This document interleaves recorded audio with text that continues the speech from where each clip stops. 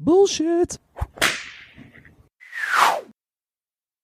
Pretend for a moment we've entered a parallel universe free of bullshit and full of bold solutions. That's what the No BS Marketing Show is all about. I'm your host, Dave Mastovich. Our guest today is Kenny Chen, but first, let's cut the bullshit.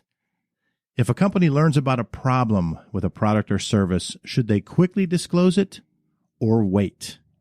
If we go with what our elementary school teachers taught us, the choice is simple. Be open and honest, tell the truth. Yet many organizations ignore that advice and hope the issue remains, quote, internal. It rarely does, and then two stories break, the one about the issue and the other about the cover-up.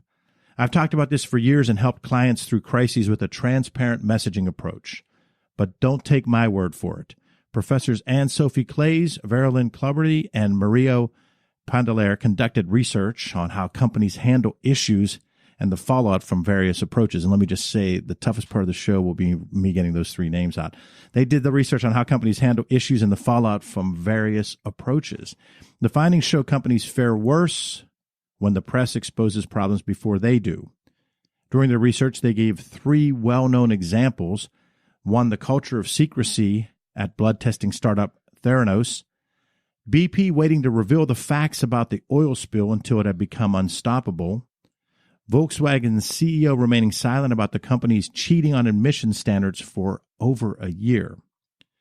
Failure to disclose led to way more negative publicity, so much so that movies are actually in the works for all three of those scandals.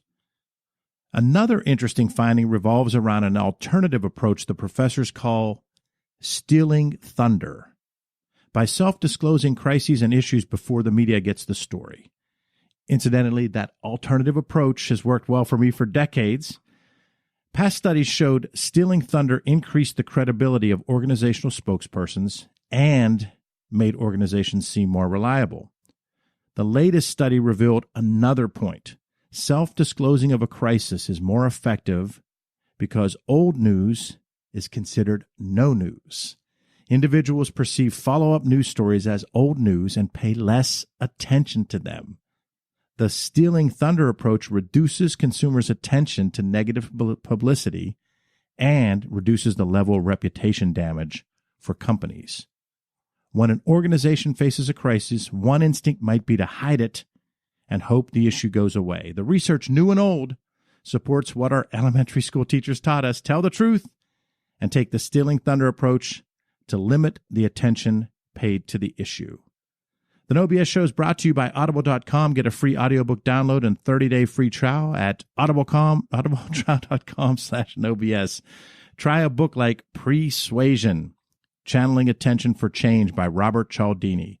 You can download it for free today. Again, go to audibletrial.com/NoBS. Over 180,000 titles to choose from for your iPhone, Android, Kindle, or MP3 player. I am psyched to hear from our guest about the rant and so many other things. One of Pittsburgh's great young talents, Kenny Chen, Program Director at A-Center, a hub for Pittsburgh's starters and builders, providing insight and connectivity to Pittsburgh's entrepreneurs across all sectors, adding value through co-working, mentors, and partnerships. Kenny, welcome to the show. Hey, thanks for having me. What'd you think about the stealing thunder approach and those three prime examples of people that hoped a crisis would go away? Oh man, I love it. And the fact that you actually have empirical studies and statistics around it is just all the more compelling. Having studied social psychology myself and statistical research on behavior and political psychology as well, looking at the ways that people approach conflict and crises has always been pretty muddy. But to be able to apply this, I mean, the no BS approach clearly seems to work for organizations. So fantastic. And also the shout out to Robert Cialdini. I didn't realize that he had another book after Influence. Isn't he amazing? Yeah, it's fantastic. I love that guy. Mm-hmm. He is his first book was just life-changing for me in my career, and I've used it a lot as a teacher and as a coach in our business. So I'm glad we share that. Definitely. I'd love to grab the notes for that study you mentioned earlier and see, what that spread might be. Theranos, BP, Volvo, they're all very large multinational companies that have they'll get big PR, coverage either way. I'd love to see how that translates to early or mid-stage startups and what that ultimately means for their ability to survive.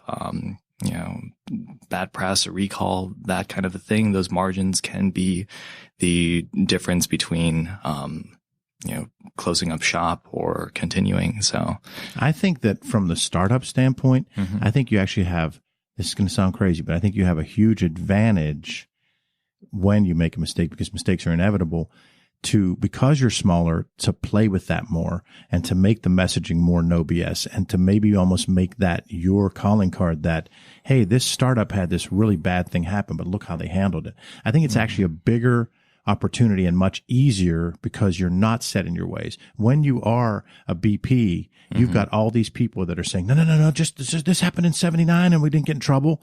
Whereas when it's the startup, I think you could probably turn on a dime and really tell a compelling story. Yeah. The kind of that bar for mistakes is certainly a lot lower. There's almost this expectation that there are still going to be a lot of things that the company will have to figure out, and the investors, the customers, they're all trying to get a feel for the values and the culture of the organization. And ultimately, I do think that it would lend to that credibility as long as the founders and the team are resourceful enough to make sure it doesn't tank afterwards.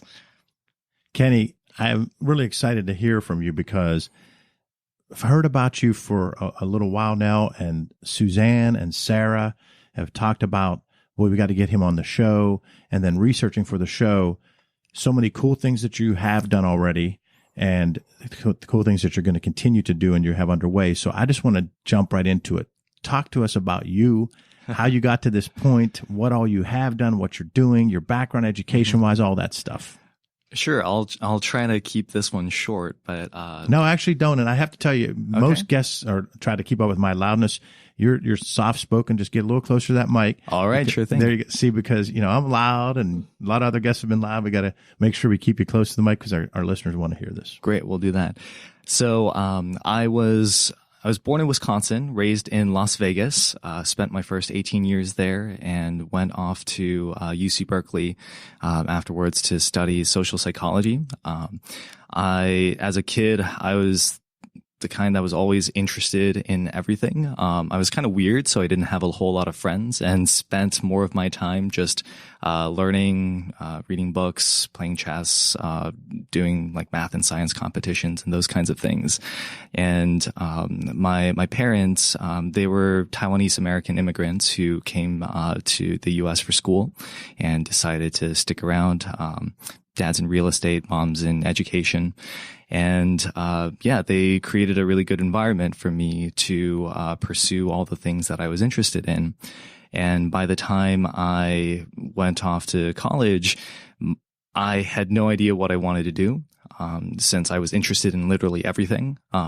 And I decided to take the widest breadth of coursework. I was taking everything from music and physics to analyzing Tolstoy and astronomy and ancient Chinese literature and all these things. And ultimately, I decided to study social psychology because if I wasn't going to let myself specialize in any one field, then I'd like to be able to maximize my ability to both learn myself, understand how the brain and how people, organizations work, but then also put myself in the best position to learn from and work with others. So I jumped into that social psychology realm, spent a couple years doing research with Professor Rob Willer, who's now at Stanford. A lot of fascinating work around political psychology and the psychology of dissent, people having different opinions and how they respond. You're getting to use that nowadays. Oh yeah, absolutely. It's had really fascinating impact on my work and my ability to kind of reach across the aisle and understand people from various perspectives. So graduating, my first job out of college was with another Stanford professor, Professor Philip Zimbardo, who had done the Stanford prison experiment back in the early 70s.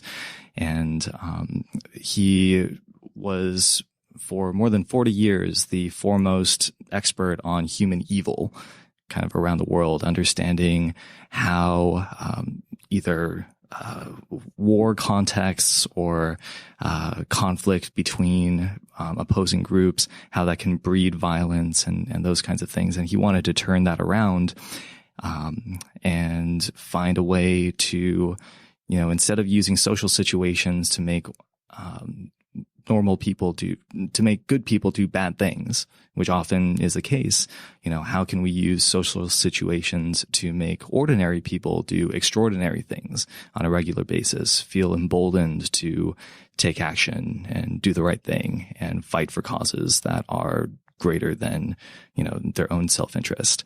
What were some of the things that came from that? Yeah. So we built curricula, for anyone from middle school student councils for combating bullying to, large corporate management, programs, trying to find ways to increase transparency and empathy and fighting groupthink and those kinds of things in decision making. So some of the lessons that we would have the most would include the bystander effect, how when you have more people on the scene for an emergency or when action needs to happen, the more people you have, the less likely it is that anyone's going to take action because the responsibility ends up being diffused across all of those people. That ties in closely with. Is there you said that's called the bystander effect? Mm-hmm. Okay. Yep. And that can be applied to companies. I had a team that we worked with last fall where we were working with a team for a client, and we had told them, you need to only have 3 or 4 people on this team, and they wanted to put 8 on the team. And I felt that it led to ambiguity, bred mediocrity, because everyone felt the other one could be responsible and accountable. There's actually a very interesting study. I don't remember where it was, but essentially, if you have more than 7 people in a room for a meeting focused on decision making, then the effectiveness of those people drops off pretty quickly after 7. Kind of an ideal number will be anywhere from like 3 to 6 or something like that. So I'll try to look that up somewhere. That is a great. See what happens with big companies. We just had a meeting before you got here, and there was 4 of us, and we got more done in 15 minutes because it was an informal meeting of 4 of us. We'll go to client meetings, and they'll have their 7 people, and we'll bring our 2 or 3, and it becomes 3 people doing the talking because of what you're saying. People just think, well, I'm here just to take notes. And unless you call. Yesterday I was in a meeting. There was one person didn't speak the entire meeting. There was only 5 of us there, but I turned and said, you've been here for an hour and haven't said anything. Please tell me what you're thinking, because so the more people in the meeting, I think you're right. Absolutely. Yeah. So, let's see, where were we? I was working for Dr. Zimbardo at the Heroic Imagination Project. That was the name of the organization. And after a year, they decided to send me off to Hong Kong to be a one-man Asia team. We had some clients in Hong Kong and Guangzhou. And I would go around conducting workshops, working with universities and community organizations, translating all of the things that we had developed for a Western context into one that would be more applicable for an Eastern demographic. So issues like conformity and deference to authority and all of those kinds of things mean much different. They have much different meanings in Asian, hierarchical structures, whether it be for business or family or anything else. yeah, that was a lot of fun. How did you do that? Did you tweak the whole messaging based on those changes in culture? Exactly.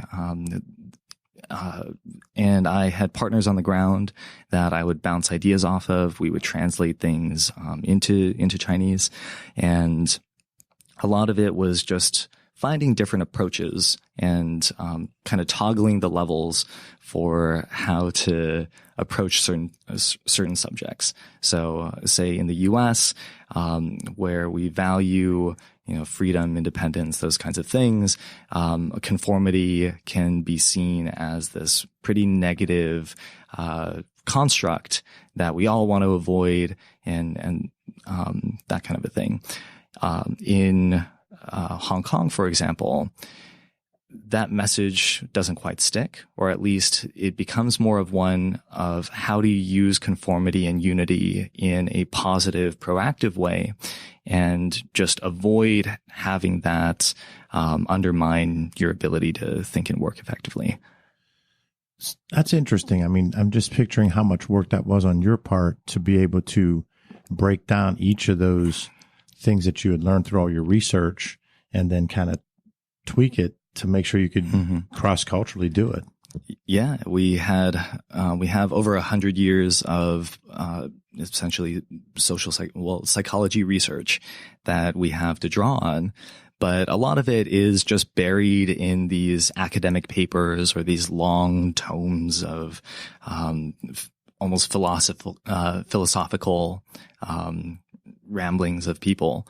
And so the idea was try to pick and choose all those nuggets, those actionable nuggets that people can actually take away and aim towards behavior changes, especially if they're like nudges in the environment that we could influence. Those tend to be the ways that people ultimately will change the way they act and interact with each other. Now, how long was the Hong Kong, that endeavor? How long were you doing that? I was there for a year and lived in 6 different places in Hong Kong.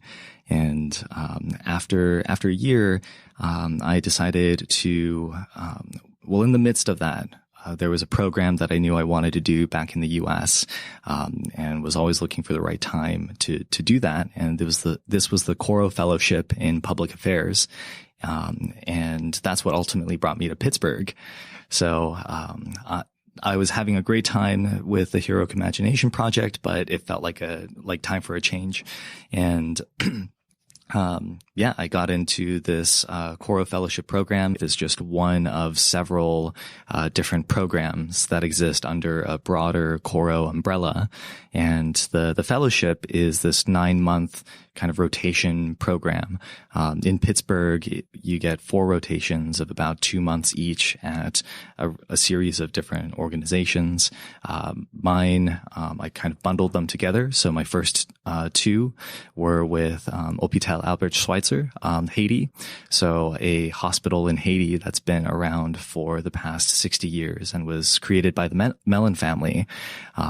And I was working for their development office here, but did have a chance to go down to Haiti and visit the hospital, interview the doctors, and write a lot about it as part of their ongoing campaigns.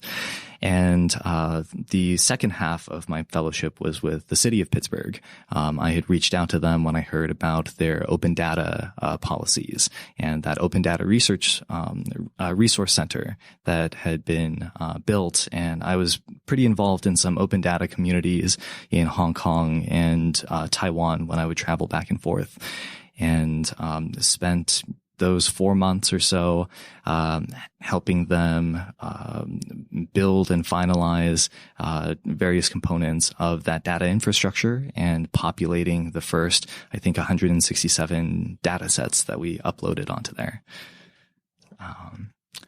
So the Coro experience was really a good one. It's a fantastic one. I think anyone who is interested in public policy, or even just getting more involved in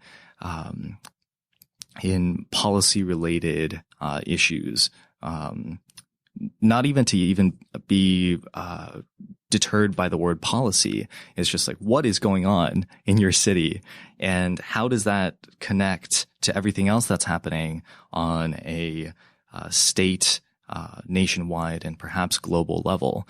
I think this kind of an experience, or that at least that frame of reference and that way of looking at the world, is only becoming more critical for citizens and the general public. Your lifelong thirst for knowledge, you go and have the great undergraduate education. You get the chance to work with some tremendous projects with Stanford. You do the Hong Kong, taking the messages you learned and the theories and tweaking them cross-culturally. Then you have the Coro Fellowship. So you have this amalgam of all these different learning experiences and different engagements with people where you had to communicate in a very challenging way. So you had to continually learn and how to tweak your messaging and how to different leadership styles and how to get the most out of people. What happens after that? So after that, after the Coro program, I had gotten pretty involved in Pittsburgh's entrepreneurial community through Startup Weekend and through Steel City Code Fest. There's literally dozens, if not hundreds, of programs and events and ongoing initiatives that I couldn't help but throw myself entirely into it.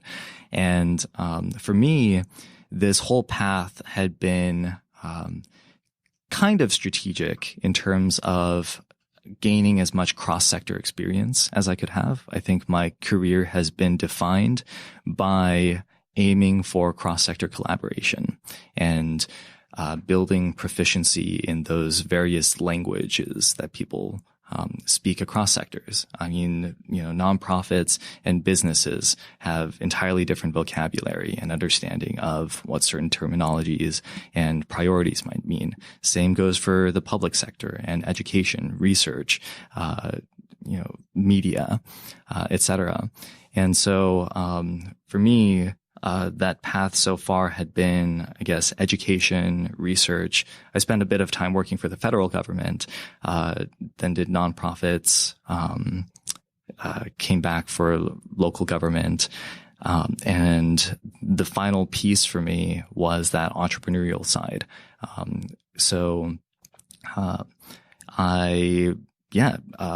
During a startup weekend, I guess a year and a half ago, I had joined some friends in forming what is now called Involvement. It's a social currency startup that works with local businesses, and we provide rewards to volunteers and community members that do good service for local nonprofits or other organizations. It can apply to the public sector as well.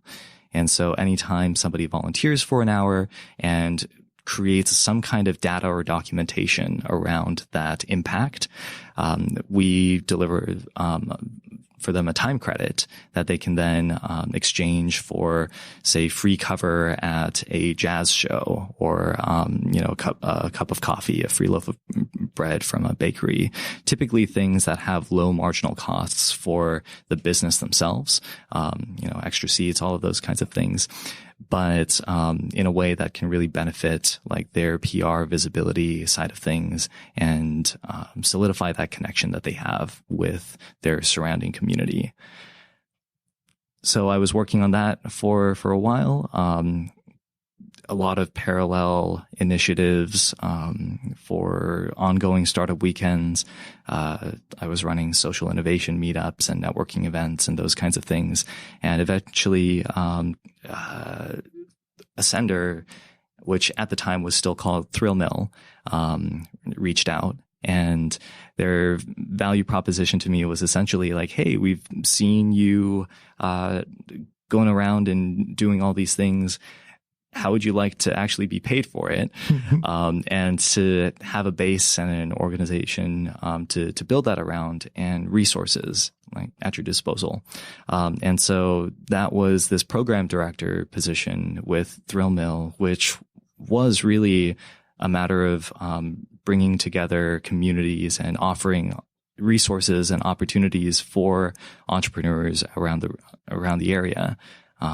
Thrill Mill and now Ascender is technically an economic development nonprofit that was formed to really raise the tide for entrepreneurs around the areas. We say starters and builders, people who are just entering that realm and testing out ideas, figuring out the risks and learning all the way, but then also having things in our arsenal that are helpful to people that are well down that road. The serial entrepreneurs who have the basics covered, but could still benefit from the connectivity, relationship building, introductions to investors or foundations or people around the country that we happen to know, and ultimately forming a more integrated community around Pittsburgh and Pittsburgh innovation, so that we can all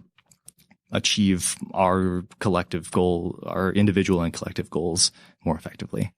Let's take us through an example without using a real example. A company has an idea and they are kind of doing it on the side while they're working somewhere, or they're trying to build something and they're figuring out how to do this. What's their step? They hear about you, they come and meet with you. Walk me through what then happens so that company benefits and what you guys do. Absolutely. So probably the most common thing that'll happen is a company or somebody who's throwing around some ideas. They'll be talking to their friends about it, and some way or another they'll hear about us, maybe come to one of our free workshops or public events, those kinds of things, and eventually touch base with us in person. And we are always happy to give our time and meet with companies, multiple times, see where they're at. With it, you can get a lot done in an hour, and we can always facilitate. And you keep those meetings less than 7 people, I'm sure. Exactly. Most definitely. Oftentimes one-on-ones, we'll bring them in. And we have our startup incubator within the scope of Ascender. And we have room for up to 12 companies that we would give free space and a small amount of seed capital, $5,000 in exchange for 1% equity, and a lot of mentorship and direct collaboration with. So this is a huge deal. Being an entrepreneur myself, saying, okay, for 1%, which I'm giving you, we're doing this just so there's some skin in the game.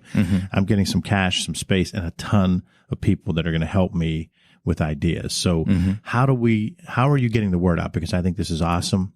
And I learned about it because you're on the show and I prepped for the show, but I probably needed to learn about it more on my own, or maybe somehow reach out to me because I maybe connect with some other entrepreneurs. How are you getting the word out on it? Sure thing. So that's one of those things where we partner with dozens of organizations around the city. We try to make it so that none of the events and programs that we put on are ever just ones that we do on our own. It's always more effective and impactful when you bring on organizations like the Innovation Institute at Pitt, or Innovation Works, Alpha Lab Gear, Idea Foundry, and we. And each of those companies are kind of, I don't want to generalize completely, but just talk a little bit about not so much each of those companies. What would you describe their space? Are they doing something similar to Ascender, or are they dramatically different? All of them will fit in the broader realm of that startup support network organization. You can also consider, the various definitions of what it means to be an economic development organization.